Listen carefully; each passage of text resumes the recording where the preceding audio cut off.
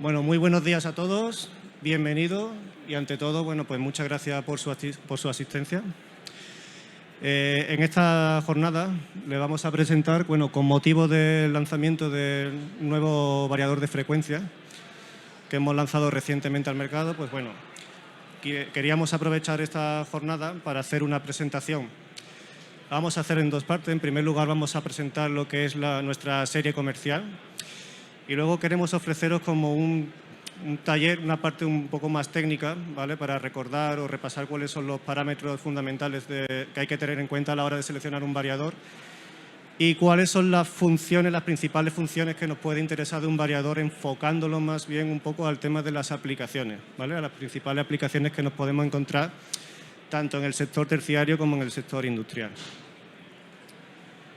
Bien, bueno, pues aquí tenemos un poco el resumen de lo que es nuestra serie comercial, la serie denominada NVF5. Son variadores de frecuencia para lo que se denomina de propósito general. Es una gama de potencia hasta 10 caballos. Lo vamos a ofrecer en dos versiones. La primera de ellas con alimentación monofásica, 230, hasta 3 caballos. Y en segundo lugar, con alimentación trifásica, 400 voltios, hasta 10 caballos. ¿Vale? Esta es la gama. Bien. El formato del variador es como veis en la imagen, tiene un formato industrial, se ofrece como bien se indica ahí en la imagen, tiene de serie, se incluye con lo que es la consola, ¿vale? Con la consola que trae el teclado para hacer los ajustes, la parametrización.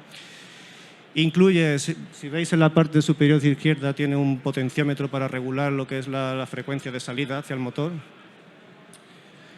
En esta parte de aquí, bueno, la parte de abajo donde se ve todo lo que son esa terminalera, no sé si lo veis, bueno, en la parte inferior tenemos lo que es la alimentación del variador y la alimentación hacia el motor, es decir, lo que es el terminal de potencia. Y en la parte superior, ese regletero que se ve de color gris y verde son los terminales de control. Estos terminales los vamos a utilizar pues para comandar el variador de forma externa, mediante pulsadores o mediante cualquier elemento externo, finales de carrera, comandos que vengan de algún tipo de relé, etcétera. Lo que utilizamos son una serie de entradas digitales y una serie de entradas analógicas. Con esto vamos a ir configurando el variador para que se adapte a las necesidades de las diferentes aplicaciones. Otro de los detalles del variador es que tiene un formato muy compacto, es muy pequeñito. De hecho, tenemos uno en la exposición ahí en lo que es en nuestro stand, por si queréis pasar a verlo. Y en potencia de hasta 3 caballos, lo que serían 2,2 kilovatios, el montaje, de hecho, es con una fijación de carril DIN, ¿eh? Con lo cual eso nos permite realizar un montaje de forma sencilla, sin necesidad de utilizar tornillos y placas de montaje. Y bueno, eso era lo que es hasta ahora lo que hemos visto es un poco el aspecto físico del variador. Ahora nos metemos un poco en el tema de lo que es la parte de software, la parte de programación. El variador nos ofrece 3 niveles de programación. Nos ofrece un nivel básico, donde todo el conjunto de parámetros está como limitado a una serie de parámetros específicos, lo justo y necesario para poner el variador en marcha y realizar las funciones más básicas. Luego tenemos un modo de parametrización que es el modo experto, donde el usuario puede acceder a todos los parámetros del variador y configurarlo cualquiera de ellos. No se tiene por qué configurar todos para todas las aplicaciones. Habrá aplicaciones donde solo sea necesario algunos de ellos y los otros se deja con valores de fábrica. Bien. Y por último, el que llamamos modo personalizado sería un menú de parámetros que empieza vacío, por así decirlo, y el usuario decide qué parámetros del motor o qué parámetro del variador es el que quiere añadir a una lista personalizada para hacer las diferentes aplicaciones que necesite. Luego, además de todo esto, lo que es el tema del menú de programación, el acceso al variador y todo, también se puede bloquear en la pantalla. Podemos establecer, por ejemplo, una contraseña para que nadie pueda acceder ni a tocar el display del variador, ¿vale? De esa manera nos aseguramos de que nadie lo pueda hacer, por ejemplo, un arranque accidentado del motor o que haga algún ciclo que no deba, ¿vale? Y bueno, a partir de aquí, bueno, hasta aquí he presentado lo que es nuestra serie. Si queréis conocer más o queréis ver el variador en funcionamiento, podéis pasaros por el stand. Allí lo tenemos conectado a un motor y a una caja de control y podemos hacer diferentes simulaciones. De ahora en adelante, en esta presentación, lo que vamos a ofreceros es eso, como decía antes, es un repaso de las principales características que hay que tener en cuenta a la hora de seleccionar un variador. Y además, qué funciones me puede ser interesante y para qué tipo de aplicaciones. En primer lugar, vamos a hablar de lo que llamamos de las técnicas de control. Bien, cuando yo voy a seleccionar un variador, yo lo primero que me tengo que fijar siempre es en mi aplicación. ¿Qué es lo que va a mover mi motor? Esa es la primera pregunta que me tengo que hacer. ¿Para qué voy a utilizar el variador? Dependiendo de lo que vaya a mover el motor, existen dos tipos de carga. Uno, que es el par constante, y otro que es el par variable. Y esto es importante porque en función de si mi carga es de par constante o par variable, seleccionaré un tipo de variador u otro, ¿vale? ¿Qué son las cargas de par constante? Son aquellas aplicaciones en las que hacemos un movimiento de alguna masa o de algún peso. Por ejemplo, las cintas transportadoras. Es el típico caso de las cintas transportadoras. También se le llama comúnmente aplicaciones de carga pesada. Y el par variable son aquellas aplicaciones en las que el motor mueve algún flujo. Es decir, en la que movemos algún gas o en la que movemos algún líquido. Ya podría ser, por ejemplo, típico de ventilación o aplicaciones como bombeo. En este caso, el par, la fuerza que tiene que hacer el motor, varía en función de la velocidad, mientras que en el primer caso, en el de una cinta transportadora, independientemente de la velocidad del motor, la fuerza que tiene que hacer es siempre la misma. Al par variable se le denomina también comúnmente como carga ligera. También se le llama a veces como carga normal, ¿vale? ¿Y esto en qué me influye? Bueno, lo primero que tenemos que asegurarnos es que el variador puede trabajar para un modo o para otro. En el caso de nuestra serie puede trabajar para los dos. Puede ser tanto para carga de par constante como de par variable. Pero además, una de la información que solemos dar los fabricantes en nuestra hoja de datos técnicos, cuando seleccionamos un modelo y consultamos la potencia efectiva del variador, solemos dar como dato 2 potencias, dividida con una barra, como podéis ver ahí en la diapositiva. Por ejemplo, en el modelo de 0,75, si observamos la ficha, vemos que me da una potencia de 0,4 o 0,75. ¿Por qué?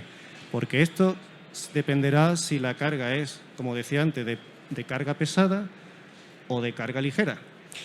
Y aquí he querido exponer 2 ejemplos. El primer ejemplo, no sé si lo podréis leer bien, si no os lo leo yo. En el primer ejemplo tendríamos un extractor. Un extractor correspondería a una aplicación de par variable o carga ligera, como decía antes. El motor sería de 1 caballo en trifásico, pero con alimentación del variador en monofásica. Entonces, de acuerdo a estos datos, yo tendría que seleccionar el segundo modelo empezando en la tabla de arriba. Es un modelo de variador con alimentación monofásica, motor trifásico 230 y de acuerdo a la potencia que me indicaba, yo necesito 1 caballo, que son 0,75 kilovatios, pues podré seleccionar el modelo de 0,75 directamente. No tendría ningún problema. En cambio, en el segundo ejemplo, que es una cinta transportadora, con lo cual sería el tipo de carga que decíamos que era de par constante o carga pesada. Si mi motor es de 2 caballos es aproximadamente 1,5 kilovatios,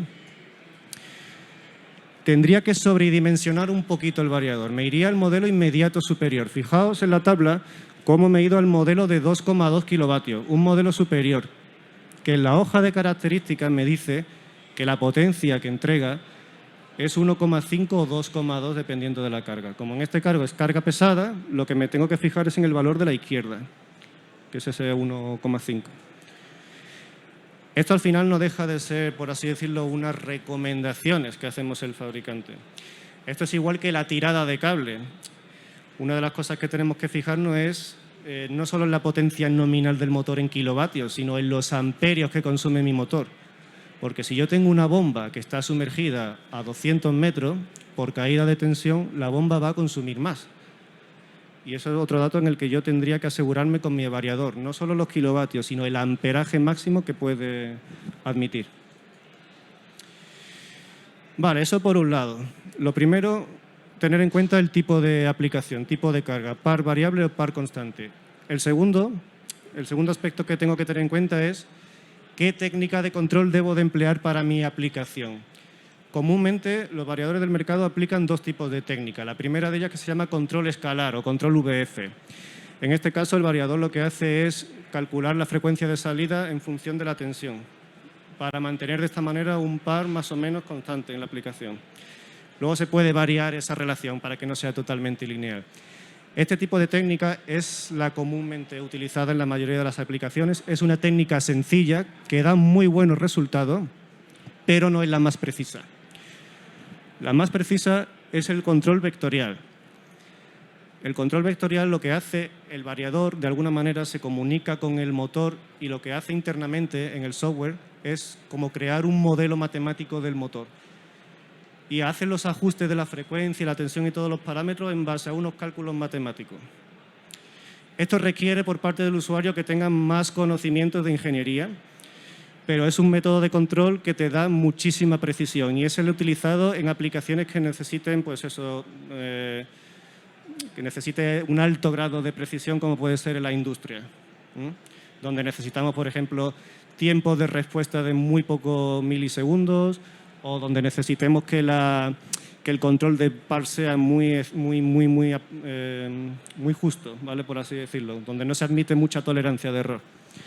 Aproximadamente podríamos decir que la tasa de uso de este tipo de controles podría ser un 80-20. El más usado es el control escalar, que es un método sencillo, que no hay que hacer mucha parametrización complicada en el variador.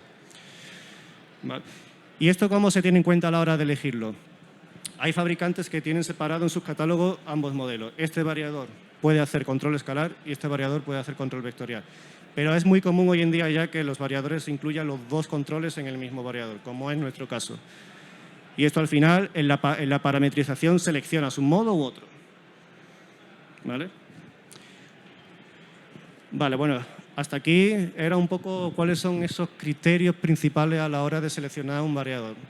Veis que en principio son poquitas cosas. Lo difícil en un variador es la hora de parametrizarlo, es decir, programar al variador para que se ajuste a cada una de las aplicaciones que necesito. Y para ello, el variador suele traer como una gama de muchísimas funciones.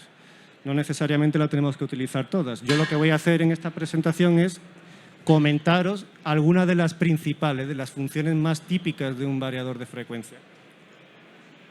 Vale, por ejemplo, la primera de ellas es comandar el variador desde la propia consola, de forma remota, con un terminal con una botonera externa, por ejemplo. ¿Vale? Y otra de las principales aplicaciones es regular la frecuencia de una forma manual, que yo puedo utilizar el propio potenciómetro del variador o puedo utilizar diferentes fórmulas. Puedo utilizar, por ejemplo, entradas analógicas para regular la frecuencia con un potenciómetro externo, puedo hacer un control PID, puede existir varias formas. Pero ahora vamos a empezar a comentar funciones más específicas. Por ejemplo, ¿qué hace un variador? ¿Qué funciones hace un variador? Por ejemplo, arranque y paradas en rampa. ¿Esto qué es? Esto es que cuando yo le ajusto una frecuencia, yo le digo al variador, quiero trabajar a 100 hercios, por ejemplo, en el arranque, desde los 0 hasta los 100 hercios, va a emplear un tiempo de aceleración, ¿vale? Para que no sea un arranque brusco, un arranque directo. Igual en la parada. ¿Y esto por qué es interesante? ¿Por qué tiene mucho interés en las aplicaciones? Pues, por ejemplo, en el tema de bombeo o ventilación para evitar los picos de corriente. Sabéis que un motor cuando se arranca en directo tiene un pico de arranque. Ese pico consume mucho. Entonces, ya sea bien por el ahorro energético o bien para evitar que en una instalación hidráulica me provoque un golpe de ariete, esta función no es que sea interesante, es crucial incluso. Existe un tipo de arranque suave quizás menos conocido, que es el que aplican muchos variadores, que se llama el arranque en curva tipo S. ¿Y eso qué es? A ver, arrancar en tipo S lo voy a explicar de una forma sencilla. Os habéis montado un ascensor, seguramente. Los ascensores estos modernos, cuando notaréis que en el arranque, primero, hacemos una subida por decirlo, muy lenta, y luego va acelerando poco a poco, ¿verdad? Y cuando vamos a llegar a la planta, vuelve a hacer una frenada muy suave. Esos 3 pasos es lo que define esa curva S. Empiezo y termino con una aceleración y desaceleración, por así decirlo, ultra suave, y luego en medio empleamos ese tiempo de aceleración como el que veíamos antes. Eso es un arranque en tipo S. ¿Y esto para qué me puede interesar? Pues precisamente para la elevación, como hemos dicho. Elevadores, ascensores. Pero también me puede interesar en aplicaciones como las cintas transportadoras. Imaginaos en una fábrica donde en una cinta estamos transportando botellas. Incluso con el arranque en rampa puede haber un momento en el que la cinta pueda pegar un tirón. ¿Qué pasará? Que las botellas se pueden caer. Por eso es necesario en alguna aplicación este tipo de arranque. Con el tipo S no pasará ese tipo de efecto que he dicho antes. Este quizás tampoco sea tan conocido, pero también existe en el tema de variadores y es necesario, el caza al vuelo. No sé si habéis oído hablar de él. Lo voy a explicar también de otra forma usando una analogía. Esto es como si vamos en coche a 120 por la autovía y pongo la palanca en punto muerto. Si quiero volver a arrancar, no meto la primera ni meto la segunda. Meteré la marcha según la velocidad a la que lleve en ese momento, ¿verdad? Pues esto es igual. ¿Qué es lo que hacemos? Tengo un motor. El motor está funcionando a una frecuencia, está girando. Y ahora paro, pero la carga puede seguir girando por inercia. Si yo quiero volver a arrancar en ese momento en el que todavía no se ha detenido, el variador tiene que cazar ese motor al vuelo. Tiene que arrancarlo a esa frecuencia, que esa es la idea. ¿Y esto en qué es típico? Pues es típico en las máquinas de corte, por ejemplo.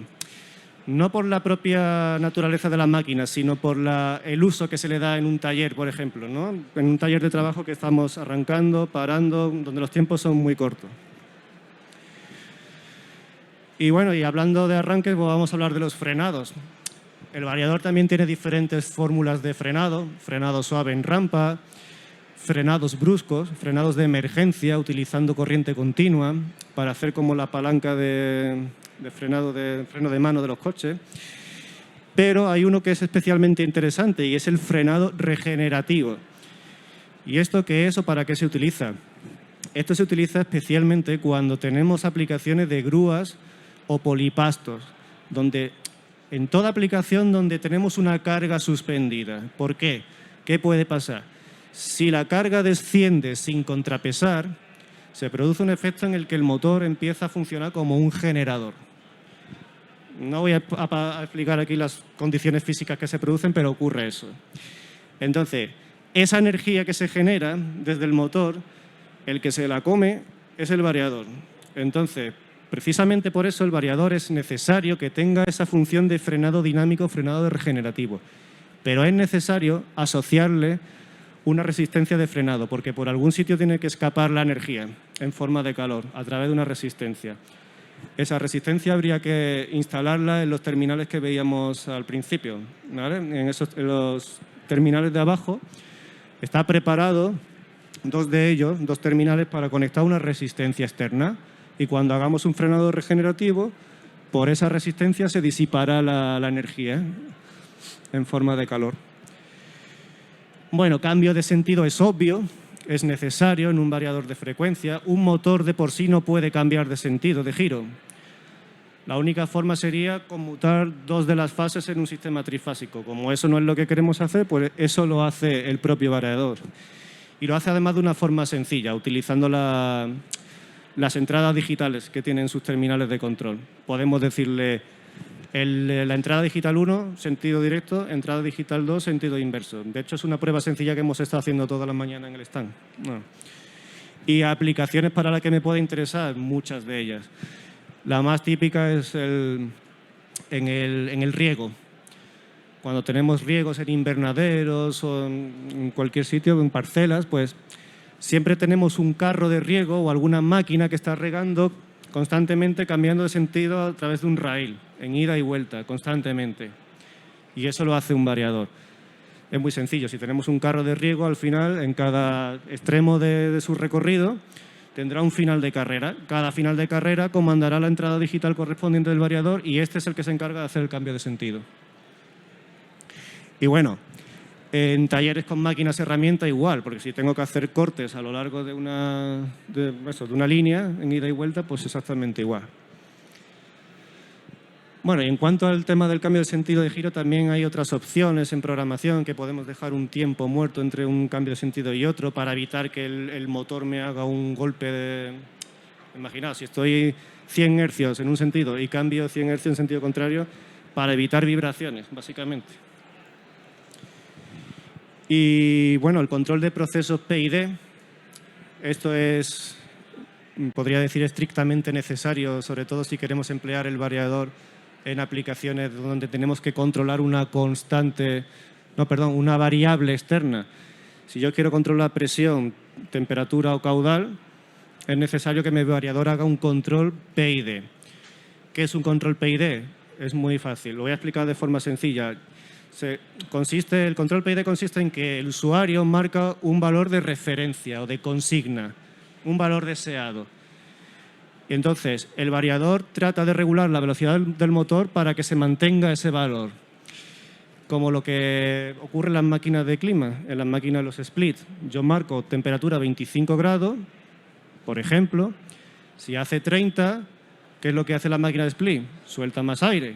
Y si estamos por debajo, suelta menos aire o se para. Pues esto es igual. Yo marco una consigna al variador. Aquí lo podemos ver en un ejemplo. Yo le marco una consigna de presión, por ejemplo, creo que he puesto aquí, de 6 kilos. De 6 kilos es mi consigna, mi valor deseado. Y entonces, ¿cómo funciona esto? El variador necesita recibir de un sensor, con un transductor, necesita recibir esa medida de presión real que hay en mi instalación. Y lo que va a hacer es que cuando esté por debajo de la consigna, variará la frecuencia de una forma y cuando esté por encima la variará en sentido contrario, tratando de mantener siempre ese valor constante.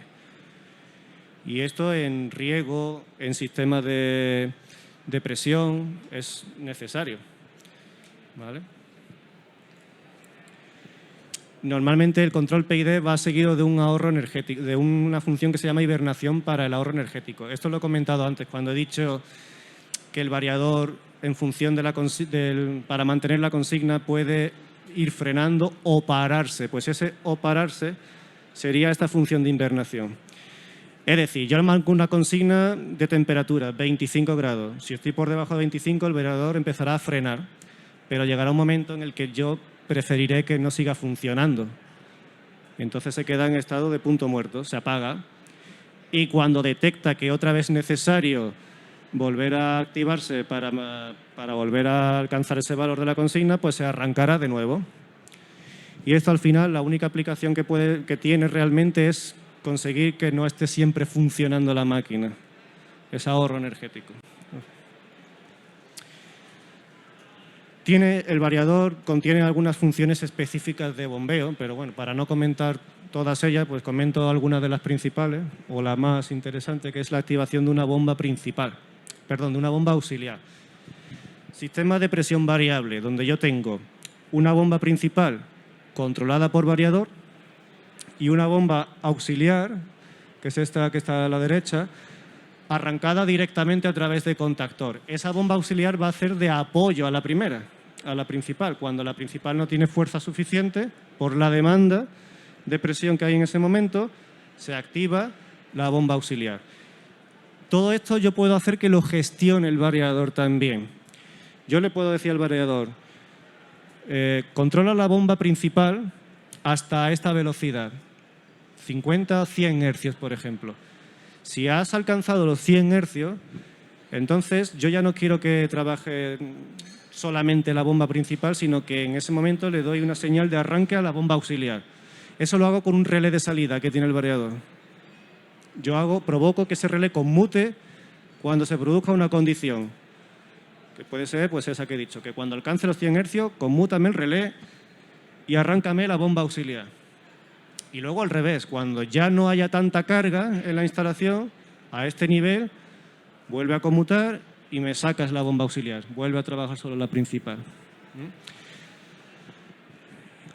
Bueno, comento algunas de las últimas funciones. Una de ellas se llama control PLC o multivelocidad. ¿Y esto qué es? Esto del control PLC, ¿no? Bueno, pues es eso al final. El variador internamente tiene como una especie de autómata. Y entonces, ¿qué es lo que hace? Conseguimos que el variador memorice hasta 16 movimientos para un proceso industrial, por ejemplo. Cada movimiento puede ser una velocidad con un sentido de giro y una duración. Y yo lo que hago es enlazar etapas y luego puedo decirle al variador que el ciclo se repita continuamente o que cuando haga un ciclo pare aquí y termine. Hay diferentes opciones. Y esto para un proceso industrial pues es muy beneficia en el hecho de que no necesitas un elemento externo como un autómata. Lo puedes ahorrar en ese aspecto. Y aplicaciones que comentamos aquí en esta presentación. Carros de riego, por ejemplo, por pivotes. No sé si lo habréis visto alguna vez los campos, esos pivotes en forma de arco que van regando las parcelas. Pues si ese pivote tiene que regar diferentes parcelas, en función de lo que esté cultivando, pues necesitará una velocidad de riego u otra a lo largo de toda la parcela. Entonces yo con ese control PLC lo que le digo es, en este tramo, muéveme el motor a esta velocidad, porque a lo mejor prefiero que aquí se riegue muy lento, pero cuando termine este tramo puedes moverte más rápido, porque a lo mejor ese cultivo no necesita tanta agua. Y así hasta 16 movimientos. Y luego puedo hacer que el carro retorne y continúe su ciclo constantemente. Otra aplicación muy típica es la de los túneles de lavado. Porque los túneles de lavado siempre, ya sean los cepillos, el secador, cualquiera de esos elementos, lleva un motor que tiene que hacer un ciclo de varias etapas. Primero bajo el secador, espero este tiempo a que se produzca el secado y entonces vuelvo a subir para arriba. Todo eso el variador lo puede memorizar internamente.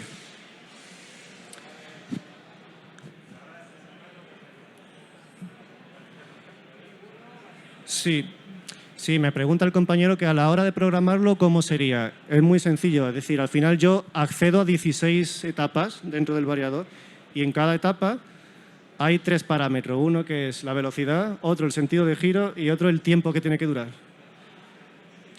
Introduzco dentro de una etapa, parametrizo esos 3 valores.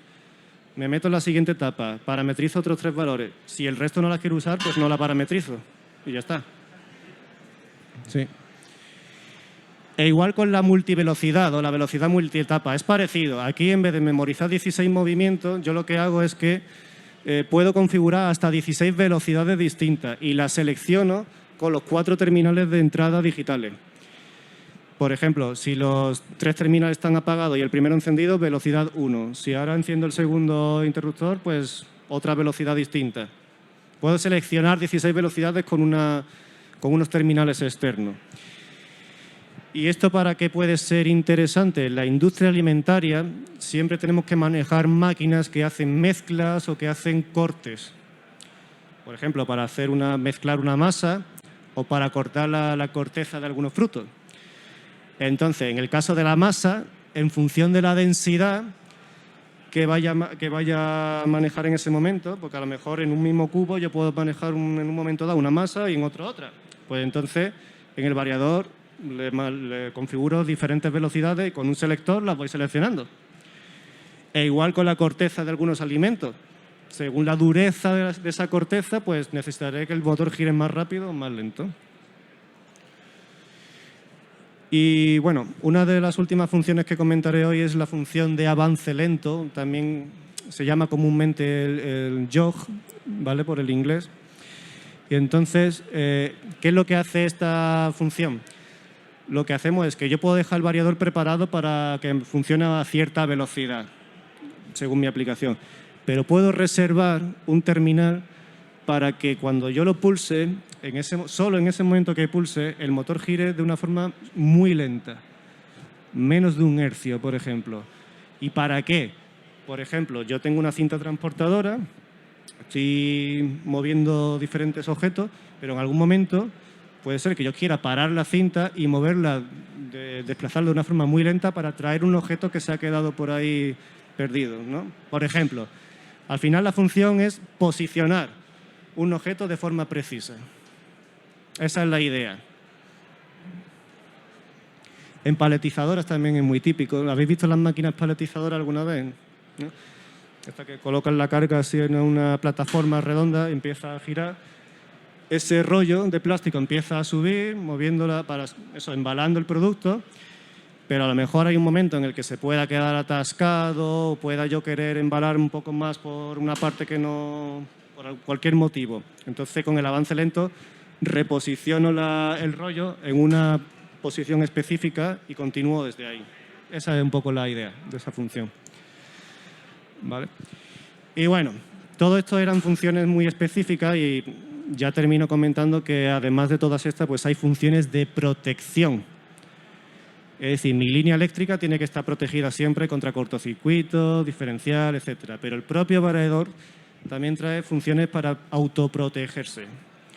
Protecciones térmicas, protección contra sobretensiones, contra subtensiones, incluso reconexiones automáticas. Esto es muy importante porque si se me desconecta la línea de alimentación, cuando vuelva, yo puedo querer que el motor arranque automáticamente sin que tenga que ir alguien ahí a arrancar el variador otra vez. Pero a lo mejor no. A lo mejor es peligroso. Y le puedo decir al variador, oye, ante un corte y restauración de la línea, no te arranques, que vaya yo a arrancarte manualmente. Hay diferentes formas. Hasta 37 funciones de señalización y otras 30 de protección y alarma. Hay diferentes. Yo aquí comento pues eso, las más importantes. ¿Vale?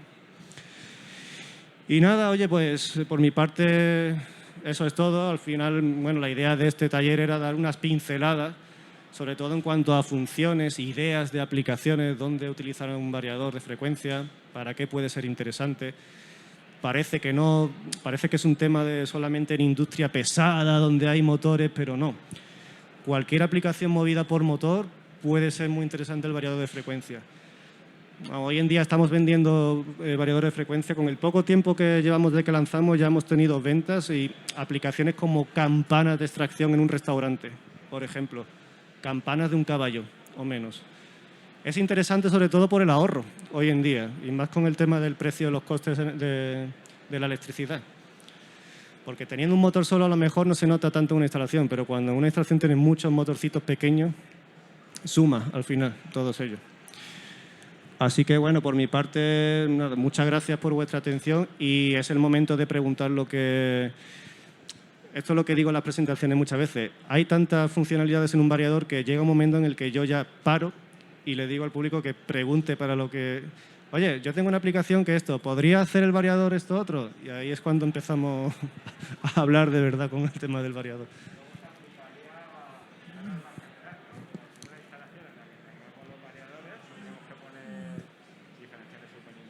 Sí, muy buena pregunta que hace Juan, ¿no? Mira, pregunta sobre el tema de las protecciones según normativa. Correcto. El variador está puesto en una línea que al final la salida hacia el motor va a ir por una instalación eléctrica que puede pasar cualquier usuario. Tiene que estar protegido de acuerdo al reglamento. Y en cuanto a la protección diferencial, lo que recomendamos siempre es el diferencial de tipo F, por lo menos. El tipo F en diferencial es como un tipo B, pero sin la detección de corriente continua lisa. Y es importante porque ese diferencial tipo F detecta o tiene la capacidad de discriminar las altas frecuencias. Y es que un variador, precisamente, como es un componente electrónico que lo que te hace internamente es manipular la frecuencia, eso, de alguna manera, sobre todo si hay muchos instalados, produce armónicos. Y entonces las protecciones tienen que estar también preparadas para tener cierta inmunización. ¿Vale?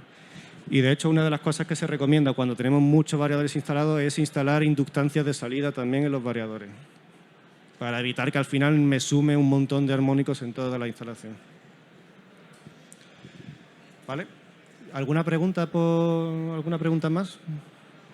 Nada. Pues muy bien, pues muchas gracias.